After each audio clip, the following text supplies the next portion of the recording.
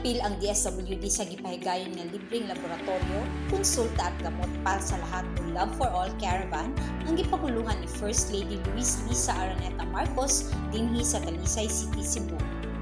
Ang Love for All Caravan usa sa mga bagong inisyatiba sa gobyerno nga ang tumong mas mapaduol ngadto sa malabing kinahanglan ang libreng medikal, laboratorio ug uban pang serbisyo gikan sa nagkalain-laing ahensya sa nasudnong panggamhanan. Gitambungan kini sa mga opisyales sa probinsya sa Sugbo, sa kauluhan ug mga pangulo sa mga ahensyang nasalmon. Usa na niini ang DSWD nga giapilan mismo ni Secretary Rex Gatchalian ug mga katagpuan sa buhatan. Kapin sa 4 milyones pesos ang nahatag sa DSWD Field Office 7 ngadto sa kapin usa ka libo ka mga benepisyaryo nga nakadawat og tag 3,000 pesos nga tabang pinansyal ug usa ka family food pack pinaagi sa Assistance to Individuals in Crisis Situation kun AX. Duha pud ka Sustainable Livelihood Programs Associations sa Talisay City, Cebu ang nakadawat og cheque pinaagi sa SLP.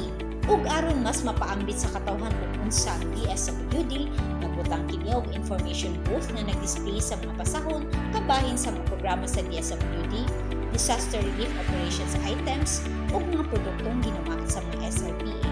Alang sa dugang kasayuran, bisita ang official social media page sa DSWD Region 7.